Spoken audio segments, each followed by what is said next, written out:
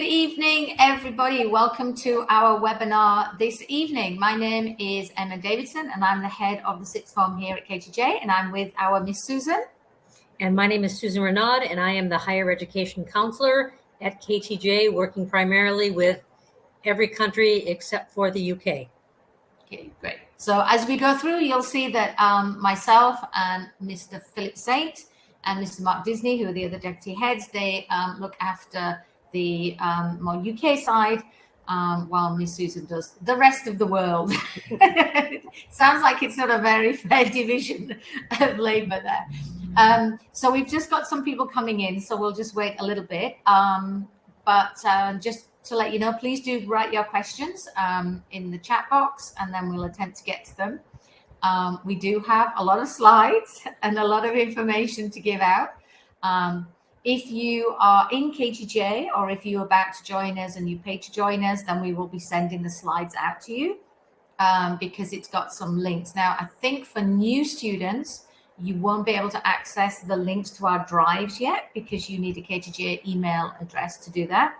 But they'll be working later on. But a lot of the information are links to websites, and you'll be able to access those. This recording will be on our YouTube channel as well. So if you've missed anything, you'll be able to find it on there. Okay, so we've got a few more people coming in. I think perhaps we should start, and then anybody that joined a bit later could maybe catch up with the webinar. I know we have a lot of slides to go, so prepare for the tsunami of information that Miss Susan and I are going to be giving you guys. Okay, let's begin. All right, so the reason we wanted to do this was really just to give you guys some advice. We all keep saying you must have a productive summer, but I think sometimes we need to kind of give you some ideas about what that means, and to particularly think about what impact that has on you as a person and your development, what impact that has on the choices you're making in terms of your universities and your courses, and also how impactful that can be in terms of your actual applications when you've chosen somewhere and then you're going to apply. So if you can cover all of those things with certain activities in the summer, then it's going to be a win-win-win. All right, so first of all, I think the overall goal for your summer, first of all, is to relax, to enjoy yourself, to recharge your batteries, and to really set yourself up well for the next year. So it's all about balance. It's not about doing something every minute, and including in keeping the calm is reflecting on what you've done and where you're going, and reflecting on what you're doing in the summer as well. So some of the things that you should be doing in the summer to get some balance: you definitely need to rest. If you have finished your IGCSEs, they went on for a very long time for some of you, really exhausting. If you're AS, you're still in the middle of term, busy. I noticed the lightning siren was on today, and then it went off. And from my flat in the school, I heard this massive cheer, and then they all ran out to play football. So there's a combination of just finishing your AS exams and now all these different activities and sports, and we've got a very busy last few weeks of term. So family members, when your KTJ student gets home at the end of term, they will need to rest. There is a point where they just need to recharge their batteries. Obviously, as a boarding school, you really need to spend some time with your family, do some bonding again, make sure you've got some quality time. Definitely reconnect with some friends, even if they're friends in KTJ, see them outside of school. It's really healthy to see people in different environments, rekindle old friendships from other schools as well. Big part of the summer is really discovering yourself. So what you're interested in, what you might be interested in, and there's that whole sort of jarry window. You don't know what you don't know about yourself, right? So how are you going to find that mystery hidden quarter, right? So that's all about just trying lots of things and discovering yourself. And you definitely need to challenge yourself. And Miss Susan's going to be talking about the importance of challenge in a short while. Okay, so challenging yourself, Miss Susan. So like Miss Emma said, one of the most important things is that you rest and relax, but that doesn't mean you become part of the furniture at home. And spend all of your time staring at screens and playing games and conquering worlds. part of the challenge is to do something new, not only because it helps you build and develop the skills that you need for adult life and university life, but because it's also actually really good for your brain. So a lot of the brain research is about how to keep the gray matter and the axons in your brain, keep them coded and keep them connected to the other parts of the brain so that you can remember better, you can think better, you can solve problems faster. And the way you do that is by discovering something different and new and learning that new skill. Excuse me. So whether it's reading different styles of books, whether it's visiting museums and seeing what's happening there, it's exercise, it's volunteering, it's going out in nature and planting things, it's learning how to cook, doing sports and activities, or learning any kind of music. New challenges are good challenges because there's none of the pressure that comes in academics with trying to learn new content. If you don't like it, you don't have to continue, but you're still continuing all those neural connections that make all of that higher level critical thinking possible, so that when you get back to school at the end of August, your brain is a fine-tuned machine ready to dive into whatever you're doing, whether it's lower six, upper six, or some kind of program at a different school. So discover something new and take up a challenge. Great. Okay, so quick word on communication. One of the key skills that universities are looking for, you must develop as a person. Many of you are in a boarding school. So I think the key thing is get out there, meet other people, have interactions. If your parents are going out and they're having a dinner with other people, just join in the conversation. Have interactions with as diverse a group of people as you can, and just push yourself to ask questions, to be confident, to find out what makes other people tick, and then to reflect on those conversations, because you never know when you're going to meet somebody that has this really positive impact on you in terms of share their experience about a career or a hobby or an interest or a new discipline. You're not going to get those ideas from other people unless you go out and meet people and you socialize. So really push yourself out of your social circle. Many of you have probably got parents who have a really interesting, diverse group of friends. Make sure you talk to them, and that's how you learn new things. Okay, so academics. I do just want to say a few things about academics, because you should really be recapping what you've done, be that IGCSE, if you had little gaps, and then you're going to take that subject to an A level.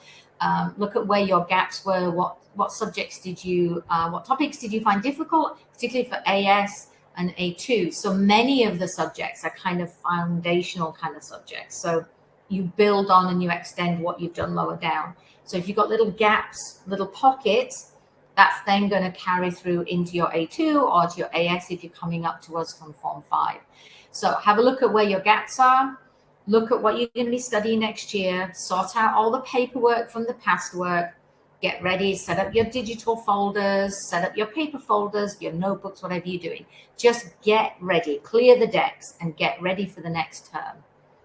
It's a really cathartic experience to sort of sort out what happened and to look forward to the future for the next academic year. EPQ, one of my favorite topics, of course. If you are joining us from Form 5 and you're thinking about doing an EPQ, now is a really great time to think about what kind of topics you want to explore. That could be through reading, reflection podcasts. We're going to give you lots of resources in a short while. And if you arrive in KGGA in the lower 6 and you know roughly what your EPQ topic's going to be, if you've got some great ideas, means you hit the ground running, you stand a better chance of getting your EPQ done in the first term or in the first couple of terms, and that's going to set you up really well as you go through the sixth form in terms of, especially the upper 6 when it gets busy. Now, if you're lower 6 moving to the upper 6, now is the time to really get that EPQ finished. So if you haven't finished it, by the time you finish the summer, it's going to be really difficult to finish it. People do, but I know they wish that they'd finished it in the summer, because you got quite a lot on your plate in the upper six. So, finish your research, finish writing it up. We can polish it and read it with your tutor later, but it needs to be written. You need to get your production log and all that reflection. The production log is really, really important in terms of the marking and in terms of your development. You can get your presentation done. You can submit it when you get back to your tutor and to Mr. Price, who runs EPQs. You can submit it as soon as you get back. Some students did that this year, but we will only submit it to the exam board in mid-October. But don't let that influence you. You can get rid of it, get it done and dusted in early September. So really good time in the summer to get on with EPQs. Okay. Yep, Ms. Susan? Also, in the summer, it's a good time whether you are in Form 5 coming to lower 6, or hopefully if you're in lower 6 moving to upper 6, to continue doing some university research. And we strongly urge students to look beyond the rankings. There's more to universities and making sure you are right for the university and the university is right for you than just looking at the rankings. So at KTJ, we focus on two concepts. The first is match. Are you a good match for the university and the kind of student that it is looking for? Do you have the grades to be competitive to not only get into that university, but to succeed? Is your level of difficulty of your curriculum that you're going to pursue in lower or upper 6 comparable with what the average students of that university is doing? Do you have some ideas for essay, and is it of the tone and voice that those universities want? And all kinds of other criterion that we'll talk about a little bit later. So it's really important that you see if you are a match for the university, and just because it's ranked number 3 in the world, that may not mean you are a good match, because somewhere along the way, your profile doesn't match the profile of the university. By the same token, we also want to focus on fit, right? So does the university fit who you are as a person and as a student? So it's about the academic, the social, and the community life.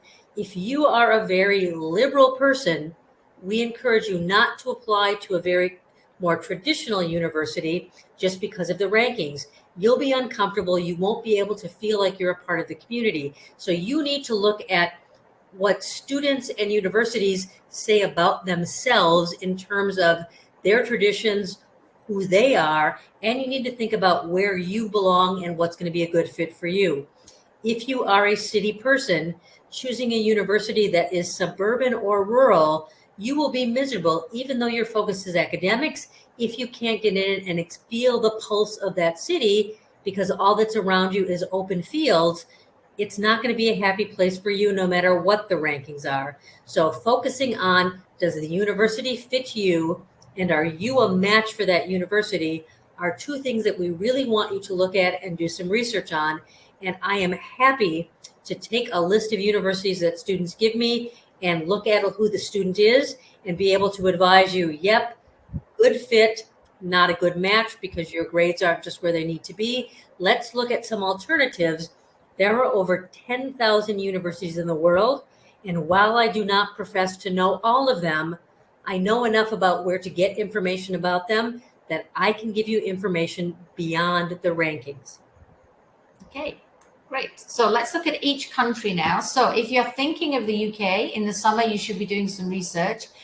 Maybex, who we partner with, have some quick guides on their website. So there's a link here to it.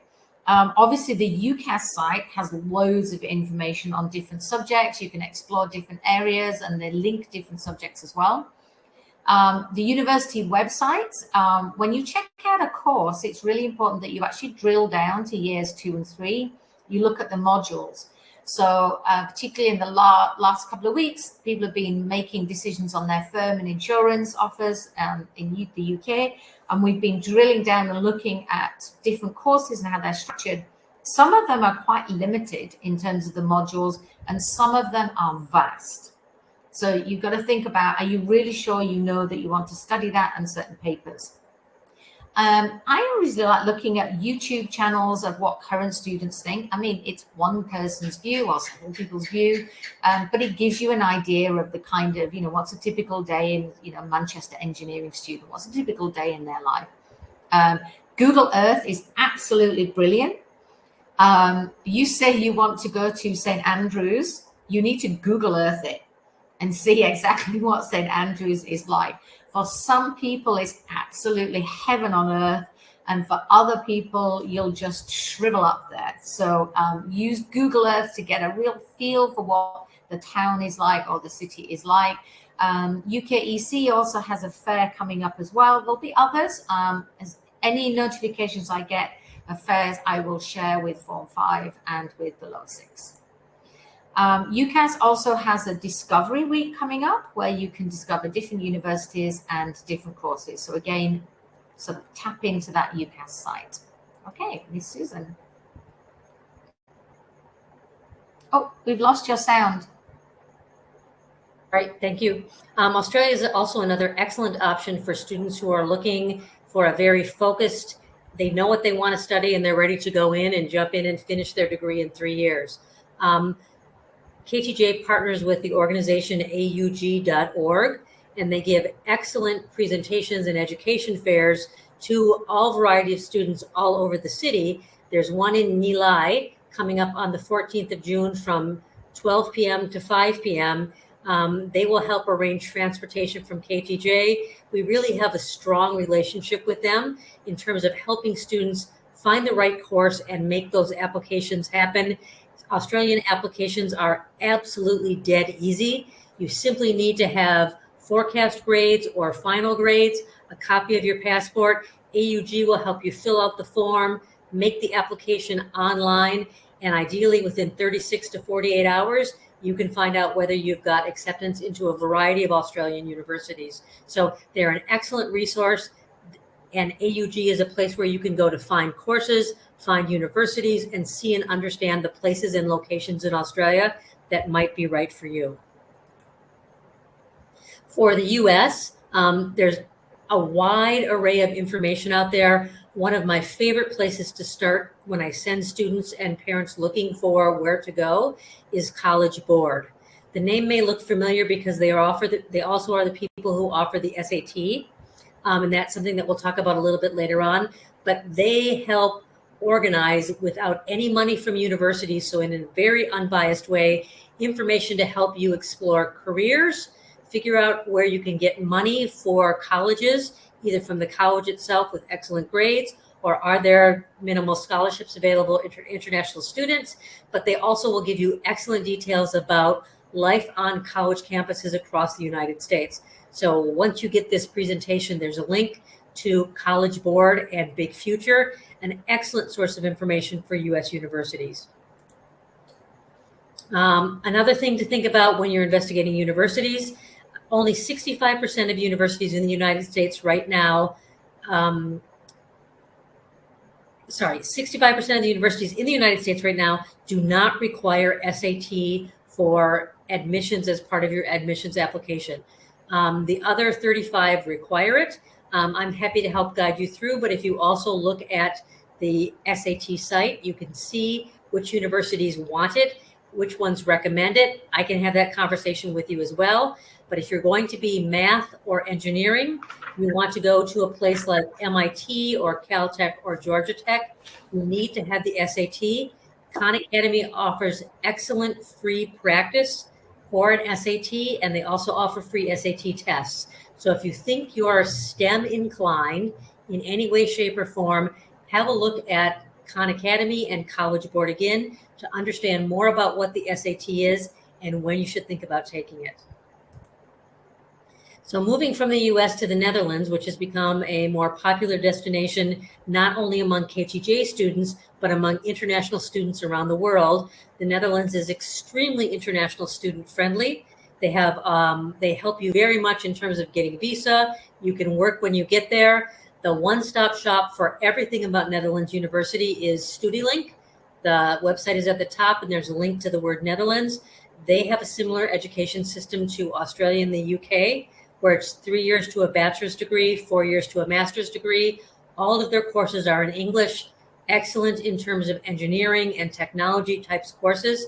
So that might be an alternative that costs substantially less than the United States, than the UK. The Netherlands is a good place to go with English medium curriculum, but connections for all of the world. Then, as I said, there's over 10,000 universities and colleges throughout the United States. Popular ones amongst KTJ and other international students include Japan, Hong Kong, Singapore, and Canada.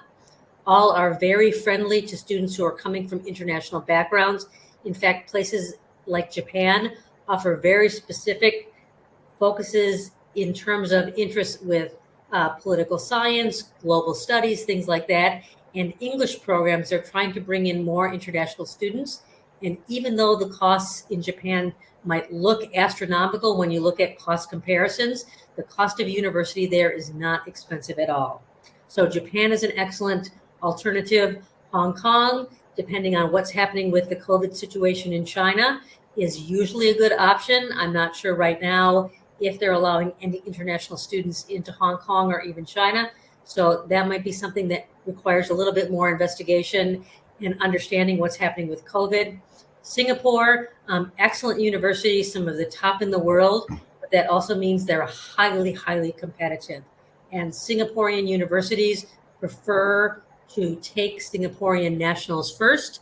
So there's all kinds of hoops and regulations that students need to move through if they want to go to Singapore. I'm happy to offer suggestions. Canada is a great place for international students, and despite its northern latitude, it's not all frozen over 12 months a year. There's some actually very nice places on the west coast of Canada where you actually see the sunshine and don't ever have snow. They love international students.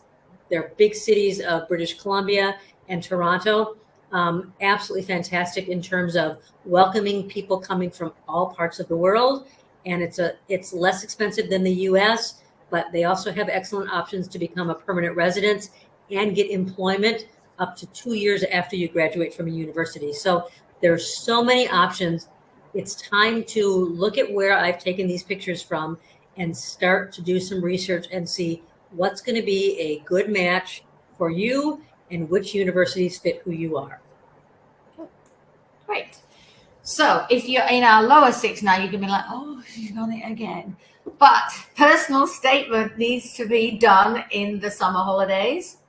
So if you're going to the US, you're going to need to have your Common App essay done. There may be some supplemental essays for certain colleges, different ones. So you really need to get those done in the summer.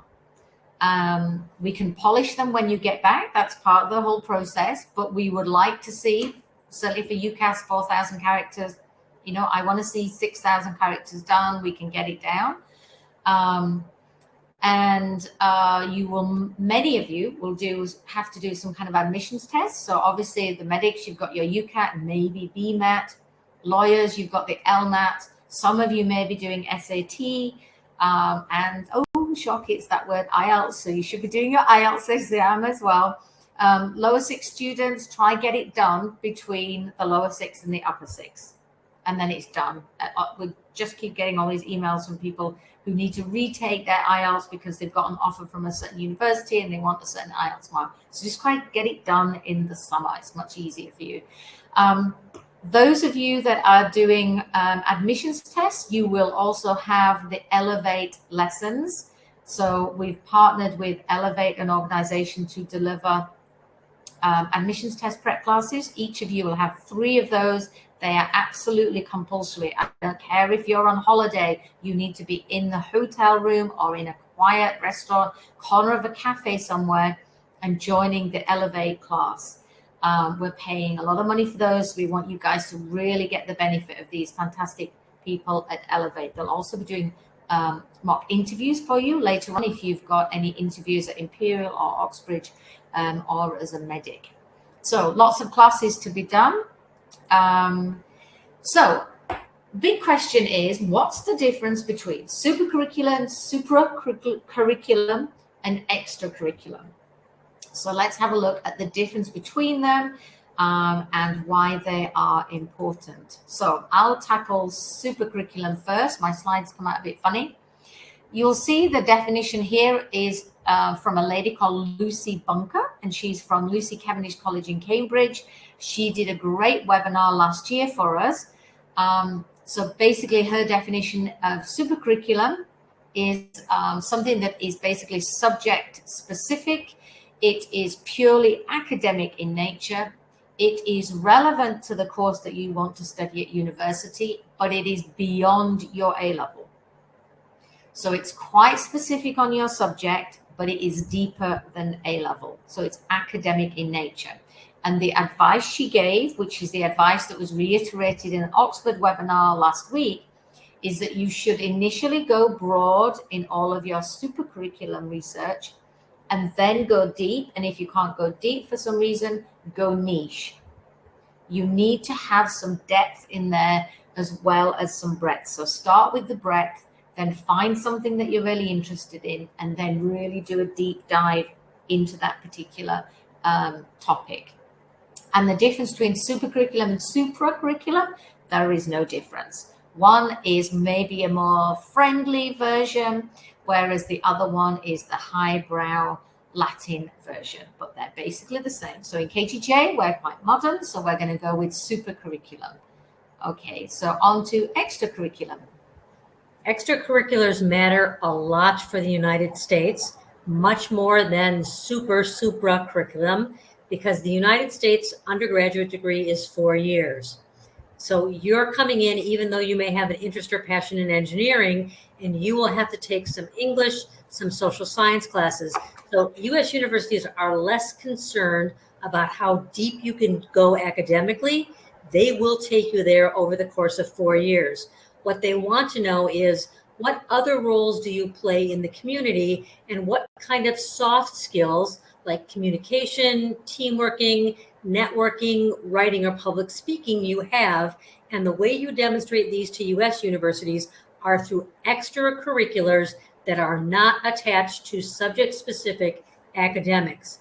So these are things like arts, sports, you're a docent at a museum, maybe you've been a leadership in the house system, maybe you've been a leader of an ECA. So they want to see that you have done these things outside of the classroom that help you build those 8 soft skills down below. And you're going to bring that to not only be a fantastic student when you get to the university, but also a highly engaged and innovating member of the community. That's where the soft skills come in that you build through extracurriculars. So this is why we really have done a lot of work to limit the number of applications that students can make around the world, because there's such different focuses, UK versus US, Australia. Most of this doesn't really matter because all they need are your grades. So we really want students to focus on the path they want to choose the most, UK or US and other universities, and make sure they've got the basis between super curriculum and extracurriculars to make good applications. Okay, so you're probably getting a bit confused now. Which one do I need to focus on, the super curriculum one or the extracurriculum one? So it kind of depends, as Ms. Susan was just saying. The UK top universities are interested in your super curriculum. So all of the universities want to see that you have got some super curriculum, that you have gone beyond your A-levels. All the top universities want to see that. The Oxford, the Cambridge, to a large extent the Imperial LSE, they're really interested in those deep dives that you've done with super curriculum.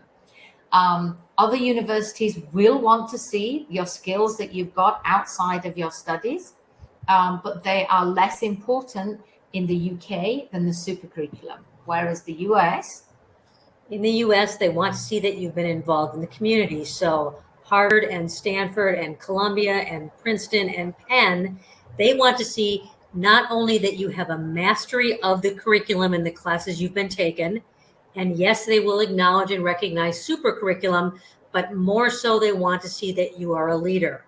They're highly competitive with up to maximum maybe 7% acceptance.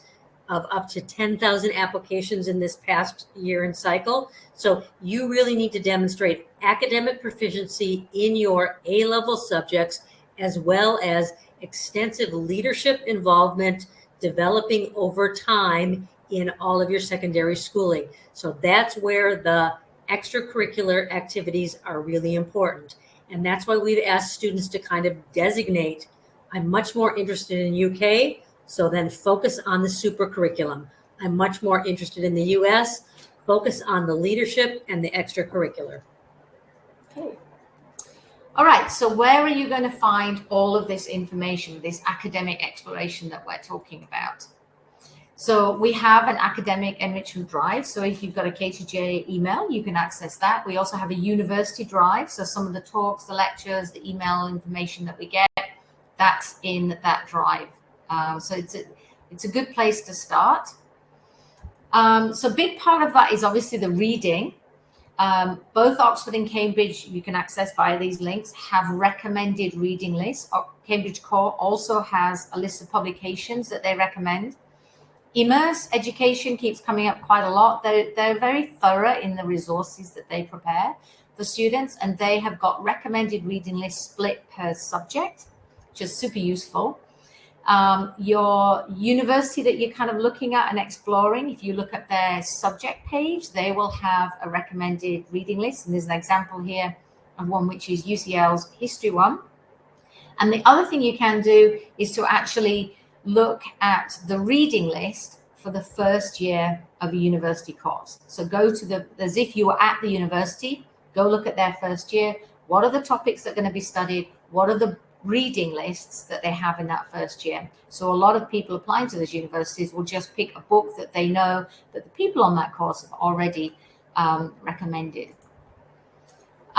Journals, fantastic way to start exploring a topic or exploring different topics that you can then do a deeper dive into, or they're a jumping point to something else.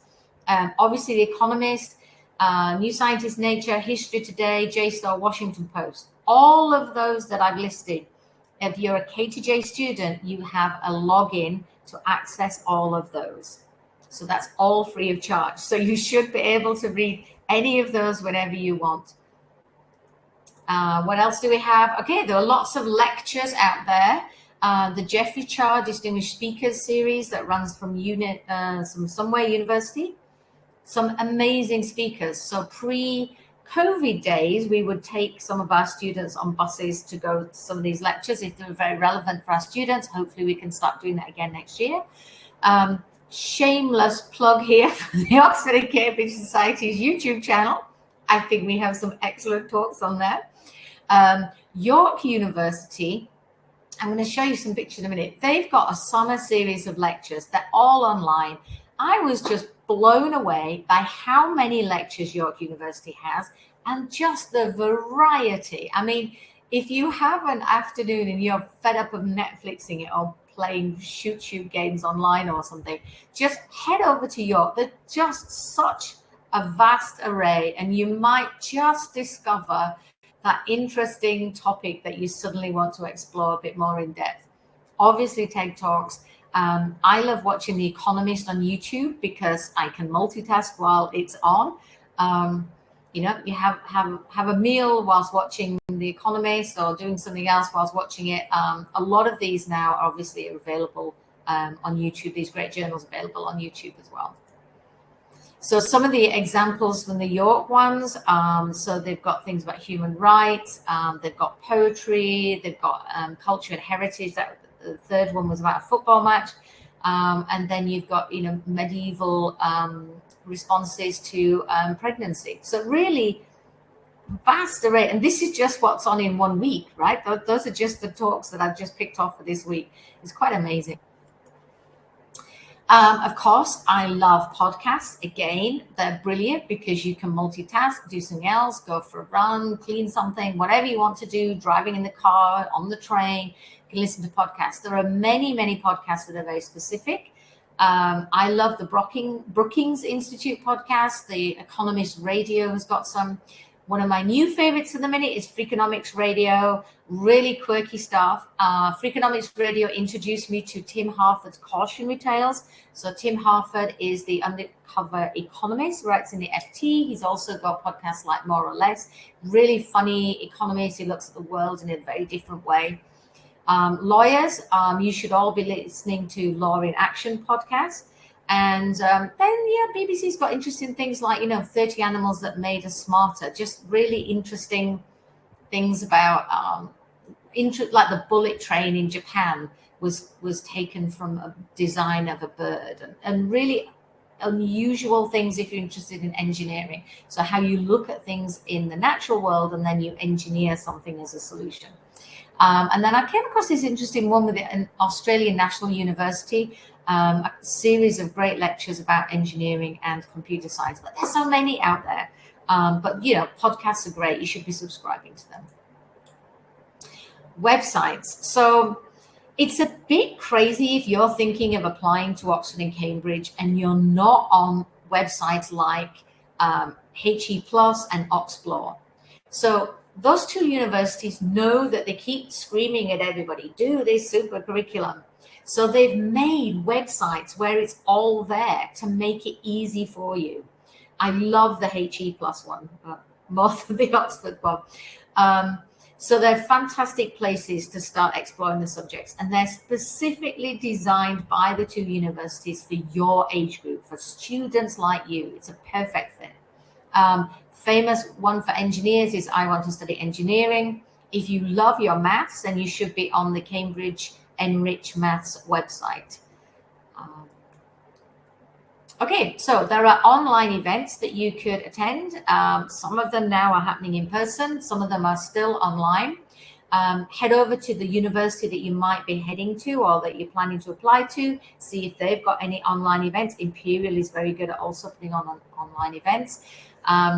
And as I say, we've got our university drive and you can see some things there. So there will be some conferences that you can go to. And the famous one that happens in the summer, a regular one, is the LSE Economic Leadership Forum. It's formed by the Malaysia Club at LSE. And normally our Mr. Disney is the moderator at this event, but he's away on holiday this year. So Mr. Faisal, who many of you will know, helps us with our personal statements. He will be the moderator for the event this year. They always have superb speakers. You will go along there and you will mingle with people exactly like you, and it's just this complete little bubble of lots of ideas and everybody exchanging things, and it's got this great academic vibrancy about it. So it's a fantastic thing to sign up for, and it's over at Sunway University coming up soon. Timing is perfect for you guys. You're on holiday. Okay, so amongst all of this, as a regular thing, not just in the summer, but always, you should be keeping up to date with the news. And the news that you read is a starting point to find something that's interesting in the news that you can then follow and do a bit more research in a more specialist journal. Today in assembly, we were having a presentation from the economics team in school. A lot of our students do A-level economics. Next year, the AS paper is changing, and it is all about case studies and applying economics theory rather than you just being tested on the theory. So to do well in that, you're obviously going to have to keep up to date with the news. I would recommend a range of news sources so that you get a balance. Al Jazeera is very good for giving a different perspective. The Guardian is very, very different to the BBC. And then obviously Newsweek, Reuters, they offer a different perspective as well. Wall Street Journal has got a big Asian section. It's very well researched, very academic. So find this one. If you wanted to read things like the Times and the Telegraph, Wall Street Journal, Washington Post, Mr. Hamish and Mr. Ben have shared their logins on a document, and you will find that on our academic enrichment drive. So they've shared all their logins for you. So you can access any of these. Download the apps for these things. Okay, competitions. Miss Susan, do you want to talk about some competitions? Or I'll talk about some competitions for a minute. Hang on one minute. Okay, so another plug from me. So we've just launched the academic exploration competition for the Oxford and Cambridge Society. It's got 2 categories this year, the STEM category and the humanities. 1,500 word essay. For STEM, that can be a group of 3 people, or you can do a 5-minute video. For humanities, you do it by yourself. It's not a team project, and it's, again, 1,500 words maximum. You need to have an abstract, and you need to reference it properly. So it's a good example of academic writing, good practice for academic writing. And the topic this year is, how is the war in Ukraine challenging us to think differently? And you can tackle that from any angle, be that, and we've excluded education this year because we want you to step out of your comfort zone a little bit. So, you know, law, politics, anthropology, international relations, any of those issues, for example, under the humanities one. And if you see, and I've hyperlinked it, last year 2 of our students won the humanities one. They were joint winners. So we did an interview with the winners of the humanities, Lucas and Walter. And we also interviewed the 2 boys who won the STEM competition as well. So if you want to hear how they did it, how they approached it, you can find that video on the Oxford and Cambridge Society's YouTube channel. Okay, other competitions, we have things like Immerse Education. Some of our students have had success with that in the past. There are lots of coding competitions, lots of Olympiads. You can see our student Jack there at the astrophysics Olympiad, which he did very well in. So Olympiads are great. We've had ones that have done the economics Olympiads as well. As Miss Susan said earlier, if you're thinking about doing those, ask people like Yash and like Jack about the Olympiads. They'll be more than happy to try and get more of you doing them. There are other competitions. Again, last year somebody entered the John Locke Institute, got an honourable mention, and Trinity College, Cambridge has a vast array of different lectures, different topics that you can do an essay on. So one of the advantages of doing ones like these is that they're internationally well known. So if you do well in them, you're benchmarked against, you know, hundreds, thousands of other students across the world. So having an international competition is also very good. Okay, this one is the Institute of Economic Affairs, the Dorian Fisher Memorial Prize. It runs every year. It is academically very robust. I believe it's got 3 different sets of essays that you need to do. It's structured in a very specific way, academically very challenging. So if you're interested in economics, this is a great one to do. Other competitions, Miss Susan, do you want to say something? So I think the best resource is not only looking at these and the links that we provide here, but also talking to your seniors, the upper 6 students who've been heavily involved in competitions about mathematics, like Beaver Math.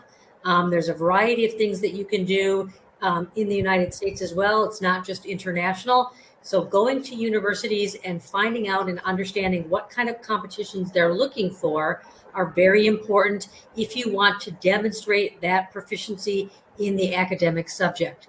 And Ms. Emma is going to highlight a competition we have coming up for engineering. Another plug. It's the Oxford Oxbridge KTJ Engineering Workshop. Normally we have lots of schools, but this year, because I've been burned too many times by organising things that then get cancelled, we are only having 1 school here. If there are any Form 5, lower 6 KTJ kids out there, you should be on this if you're thinking of doing engineering. It's designed partly by 4 students in the lower 6. It's overseen, and you'll be tested on your mechanical, your civil, your electrical engineering, and your computer programming. And we're going to be all day in the MPH working on a task where you build something. It is hands-on. So in the past, our students that have done this have traditionally really developed some great skills from doing this hands-on engineer, actually making something and trying something and it failing and then overcoming and then doing it a different way around. And we chronicle your development as well through this project by recording you and making videos as well. So yeah, it's going to be on Monday. We've lost the little thing. I think it's Monday the 27th. It's basically the last Monday in school is going to be the engineering day. A Google form was sent out, so if you haven't signed up for it yet, please make sure you do. Okay, last competition. And then if you just like writing and you're not already busy enough writing one of the several personal statements that you need to write, AUG, the Australian organization, is offering a young writers meeting where you have to, here's the topic. If you were given Singapore dollars 1,000 to spend in Singapore, what would you do for the day? It shows your knowledge and awareness of Singapore as well as your creativity. And they want you to write an essay answering that question. So it's a good way to demonstrate your interest in areas outside of what you're interested in academically, but also to become more proficient with your writing skills. As we all know, 10,000 hours of practice help to make you better. So you're going to be having to write essays as students in school and to get in universities. Why not do a competition and see what you can win? All right, so this is one of my favorite bits, the personal projects that you can do. So I put lots of stars on the top because I think it's one of the most important bits. So this is where you can really stand out from other people by looking at a need somewhere and then finding a solution for that and using your own initiative to come up with something. So that might be building an app. For example, some of our upper sixth students built this app called Torty. It's still running, it's still being developed, it's still being used. They found a specific need and they designed something as a solution. They worked as a team and they upscaled it. Brilliant project. Some people in the past have built a computer, might be running your own business, starting a little mini business, which is great if you're applying for any of the sort of business courses. Might be a website, designing a website. We have some students already in the lower six who have got a really good idea for a website. So they've already started mapping that out. I won't see what it is in case somebody steals the idea and then they'll be really cross with me. You might want to engineer something, build something at home. You know, if you've got a pond or a pool at home, why don't you build a solar powered little boat to go on it? You know, just actually build something. One of my favorite projects last year was the Pulley project, which is 3 boys online planned a pulley system from behind their boarding house to manage the laundry. So when it rains, they can pull the laundry in quickly from outside their boarding house. And they came back to school early to install this. They had to go through the whole permission from school with the health and safety guys. They had to 3D print something to finish the project. And that was them basically looking for something to do with engineering, and they found a need and they engineered a solution. So I love the idea of personal projects because they're just all on your own initiative and they really help you stand out. Miss Susan, do you want to add anything? I do. Personal projects are really good as bridging what UK is looking for in terms of super curriculum with what US universities are looking for in extracurricular. It's about taking your passion, connecting it to a problem, and using your academic course knowledge to solve that problem, but then reach out to someplace bigger than just yourself, whether it's the school community or outside. So it's seen as both the super and the extracurricular. So it kind of satisfies 2 different country university requirements all in one project. And if the projects are really good, then they last longer than just the duration of when the creators and the developers. I know there were a group of students last year that joined with the food delivery organization Pika Eats that has food that's prepared by refugee chefs. And they gave part of their proceeds to this student group to buy computers for local schools that didn't have the technology and needed it during the pandemic. And this organization, Deeds Pride, I believe it's called, is continuing on after these students graduate and leave KTJ as upper 6, and it will be carried on by this coming year's upper 6 students. So the project lives beyond the students who created it, and that's something that shows again, your initiative and your passion, and very prestigious universities want to see students with this kind of drive and level of engagement. In addition to personal projects and academic competitions, universities like to see that you are a well-rounded human being. And another way to kind of demonstrate this interest and passion in things is to take part in sporting competitions. And I know there are races around Angkor Wat in Cambodia, all kinds of half marathons. Miss Emma's favorite are the swimming competitions in open water around small and large islands, with and without jellyfish. So there's so many things that students can do, again, and it's about showing initiative and drive and perseverance and grit.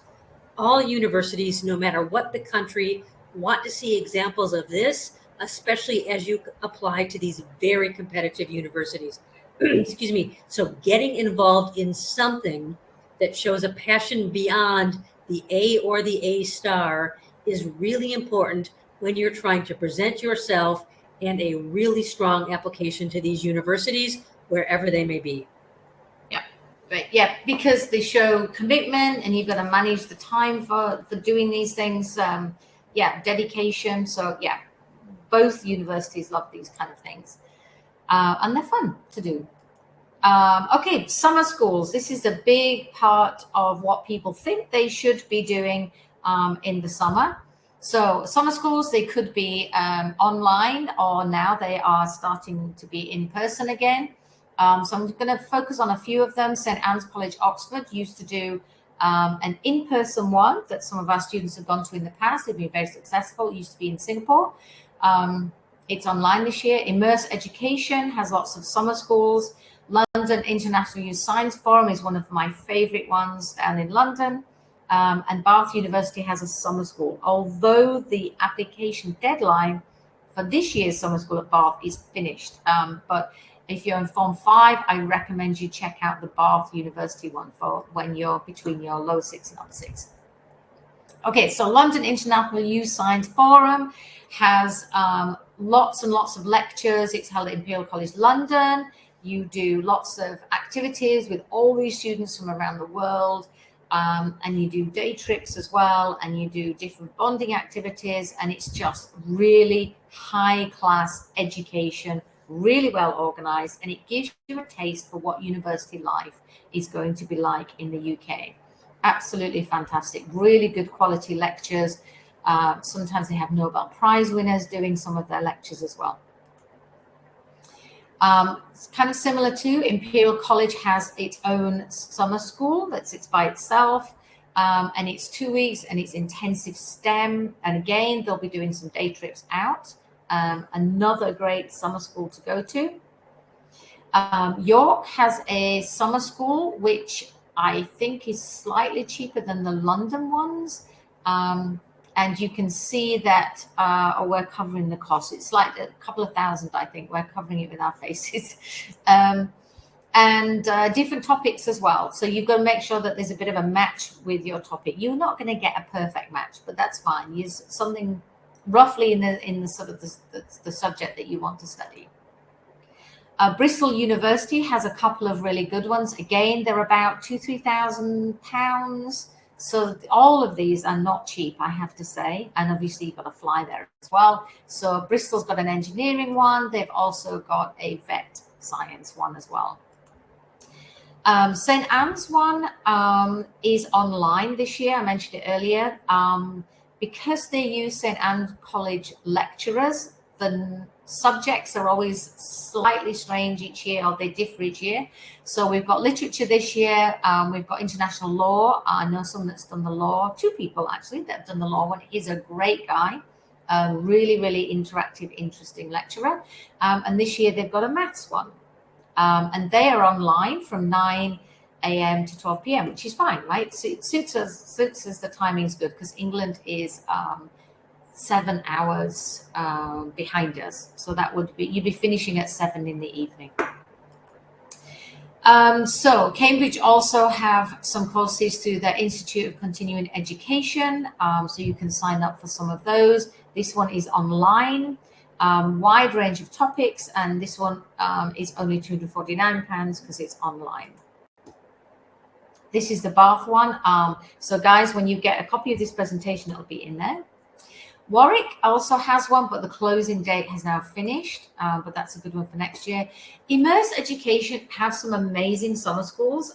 They also have some that are online, and they've got a lot of different topics, but they're pretty pricey. But if you look at the structure of them, they look really, really good, but they are pricey.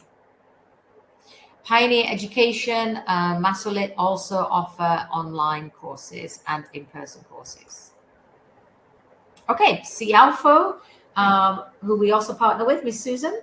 And CIALFO we partner with, and so we give students access to their website. They are really good at coordinating and organizing a number of summer school programs, both online and in person, either on their website. Another recommendation I have would be to look at U.S. universities you're interested in, look on their website for summer school and see what they offer, whether it's online or in person. Just a short caveat, most U.S. summer school programs want to get you on U.S. campuses, living in residence halls to see and experience that part of American culture and understand what's there, but they definitely are not free. They vary in terms of price between $5,000 to $7,000 US for a 2 to 3 week course, and that doesn't include getting there and back. It's a great chance, if you've never been to the United States, to organize some college tours around it and see what's happening. But if you can't afford that, online courses are, of course, about 1/3 cheaper than the courses in person.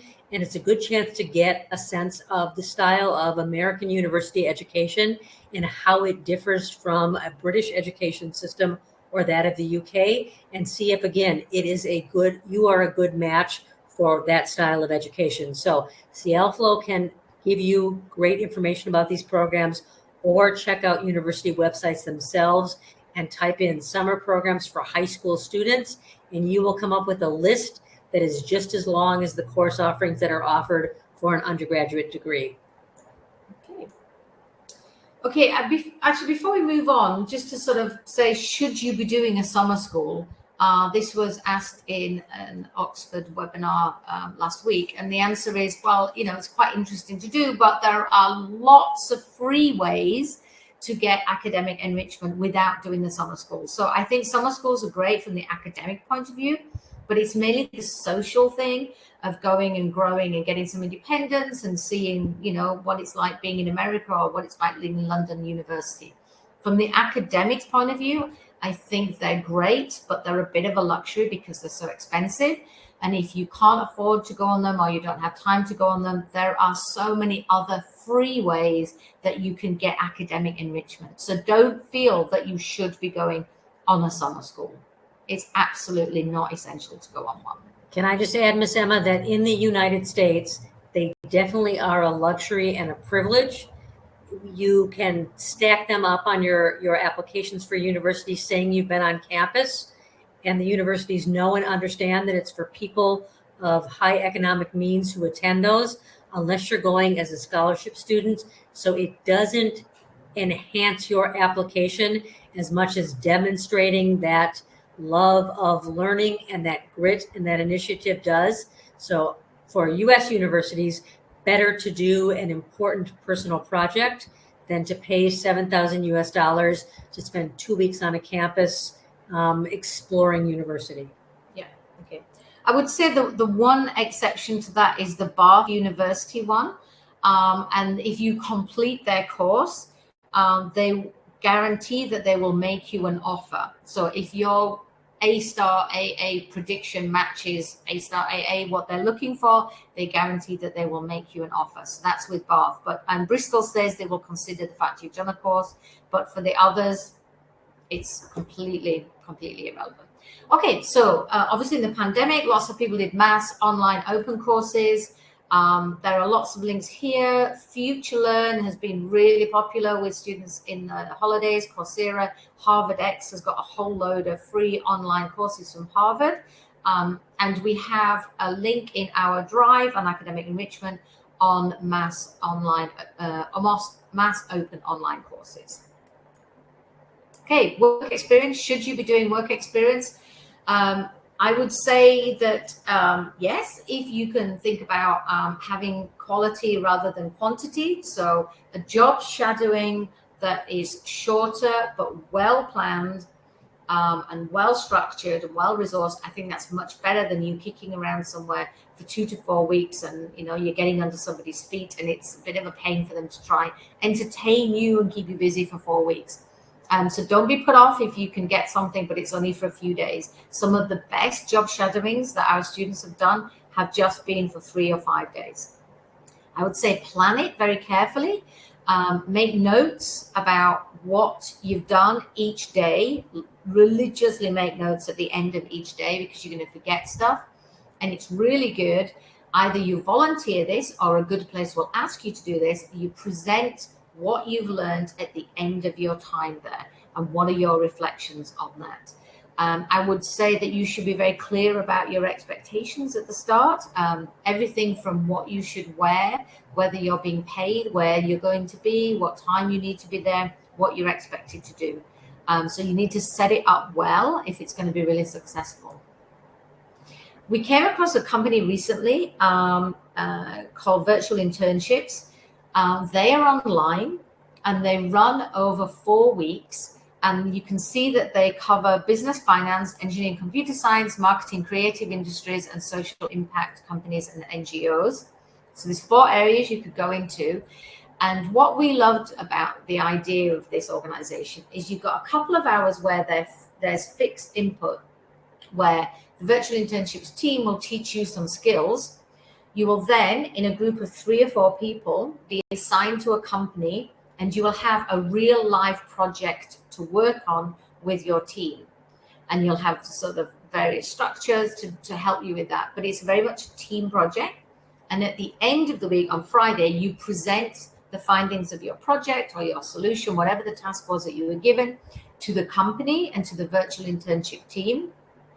And then you get feedback on how you did that week, and then you do the whole thing again. So what's very special about the virtual internship program is that there is this loop of having feedback and improving, and the fact that you're with companies and you're doing real projects and you're working with people from all over the world in these teams of 3 or 4 people. Again, it's a little pricey. The KTJ price that they're giving us is $895 US. You would be doing it independently. This is not organized by KTJ, so you would sign up independently. They do have some safeguarding things that they put in place. But yeah, really, really worth exploring. And the hours are flexible to some extent. So if you go on holiday and it covers one of the weeks you're on holiday, you can kind of get around that as well, the way they've structured it. So worth exploring virtual internships. Okay, so general work experience, obviously for medics, you definitely should be doing something. Dentists and vets, you need to be doing some work experience. But for everybody else, it's great if you can do it. It's definitely not essential. And even if you're doing something like helping in your family's business, you can develop skills and you can write about that. And there's a lot of value in that. So, even if in the UK, everybody's going to be doing, working in a shop or a supermarket. They're not doing some, swanky job shadowing in an accountancy firm for 2 weeks. So anything that you do, make sure you get the most out of it. Okay, even if it's helping your family in their business, I'm sure you'll learn a lot of things. Investing has some job shadowing, 5 days, 10 days, 15 days. The programs look amazing, but they're incredibly expensive. But just to say it's there. Okay, and we're nearly at the end. Ngo and volunteering. Miss Susan, do you want to start with Ngo and volunteering? Another way to learn some of those soft skills about communication and teamwork, not for any economic gain, is to have that kind of soul building gain that you get from volunteering with NGOs or other organizations in and around the community. So these organizations such as Roots and Shoots, animal welfare societies, anything with refugees where you can use your English speaking skills to help advance somebody else's, or your technological skills, all of those things are really good at helping you not only appreciate what you have, but give to other people who don't have as much as you. And they build a strong sense of connection with a larger community and help you be able to communicate better than you did before. So they're always happy to take in volunteers. One small caveat, you need to make sure you do safeguarding checks, make sure there's training, make sure that people are supervised. So make sure it's a safe place for you to be in all ways, shape, or form. But getting involved with the community at a volunteer level is one of those things that universities like to see because it's a commitment to something other than yourself. Yeah. I think the best one I heard last year was somebody in lockdown noticed a lot of stray dogs in their neighborhood.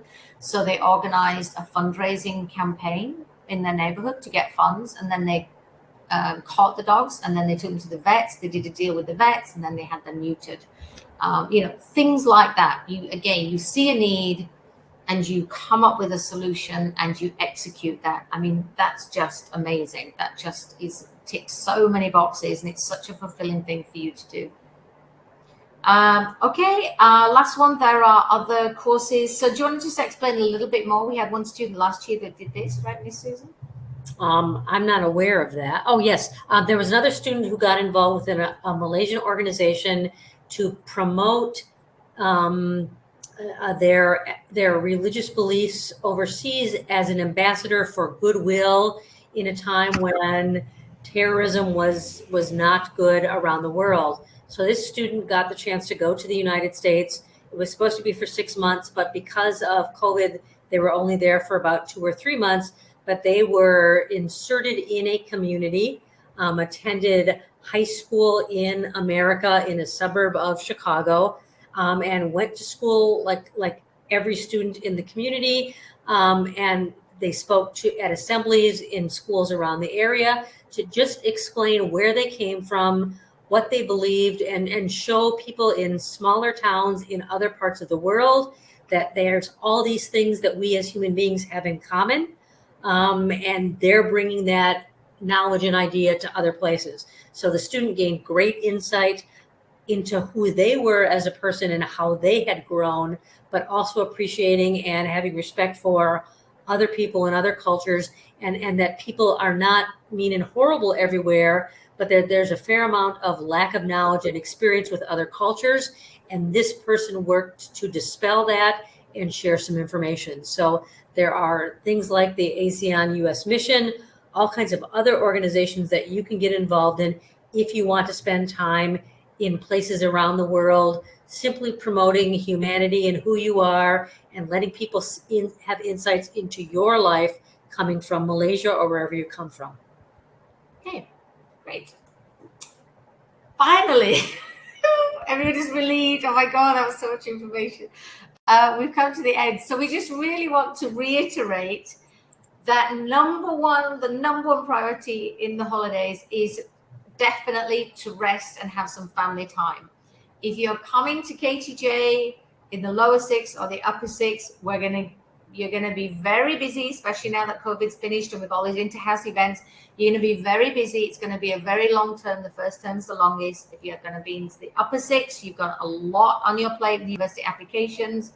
So please make sure that you recharge your batteries and you rest properly in the holidays. That's why we have a holiday. The second thing is to make sure you do something new. Challenge yourself. It's great for you in so many ways. Make sure you give yourself a challenge and you have a go. Think about what is going to be a good fit for you. So we talked about the UK, the US, the different systems. What activity is going to suit you as well? Don't make yourself do something that is absolutely hideous and that you hate. There are so many things out there that you're going to thoroughly enjoy doing. And finally, do not attempt to do all of the things on these slides. Okay, you pick some of them. You can't do every single one. That will just rizzle you out. Ms. Susan, any last thoughts? So what's important before we get to the 3 questions that are in the Q&A? Again, it's about balance, right? And we want you to have a balanced summer that combines rest and downtime with not having your brain go into atrophy because all you are is plugged into your game, or spending time riding your bicycle around your neighborhood. We want you to do things that's going to keep your brain alive, but also tick some of the boxes so that you can be ready for when school starts at the end of August to engage in your coursework, and especially if you are lower six moving to upper six, and not be overwhelmed by all the things that have to do with university. So keeping a schedule every day, even though you may feel like you've been put upon and forced by the school to have this rigorous schedule in the school day, schedules and routines are really good for your brain and especially your sleeping habits, just like exercises. So have a routine, do more entertainment in the summer, more rest, more time with family and really good family food, but make sure you keep that intellectual engagement alive so that when you roll back into school at the end of August, it's not a shock because your brain has been on a full-on holiday and you aren't rushing to catch up and keep up academically. Again, you can't do this all. And if you're lower six and you're applying to competitive universities, you probably don't want to do a lot of it other than reading and keeping engaged with your coursework. If you're Form 5 coming to lower six, you have some time to think about classes and signing up for those classes between lower six and upper six. Okay, great. So just a few questions. So Eunice, I will hunt out your information and I will email you something about the academic exploration competition. So yes, it's open for everybody. It's been sent to students across Malaysia. And information will be on our website late tonight. The guy that runs our website is very busy today, so it's going to be up there late tonight, but I will send you some information by email. In terms of accessing the drive, you can only do that once you have your KTGA email address, which means probably just as about you when you're about to start, but that's fine. There's enough information out there. The recording for this, and someone has a question, Colin had a question on this. There will be a recording of this on our YouTube channel, so you can go back and look. There's lots and lots of things to explore without having access to our drive, and you'll get that when you arrive. And Chris asked about the Ielts. It lasts for 2 years, so it's okay to do the Ielts between your lower six and your upper six. I wouldn't do it in the summer between Form 5 and lower six, though. Don't do it then. The earliest our students do it is November of the lower six. That's fine. Okay. No other questions, I think. Okay. So thank you for joining us. Please do look out for the recording of this on the school's YouTube channel. I hope you have found that useful, not too overwhelming, and hopefully just some little nuggets of some ideas of things that you can do to have a really impactful summer. So I hope you have a great summer, everybody, and you manage to rest and you also manage to do some great projects. That's enough for me, Miss Susan. Thank you very much. We look forward to seeing you in August or seeing you tomorrow, whatever the case may be. Thank you. Okay, thank you. Bye, guys. Have a nice evening. Bye.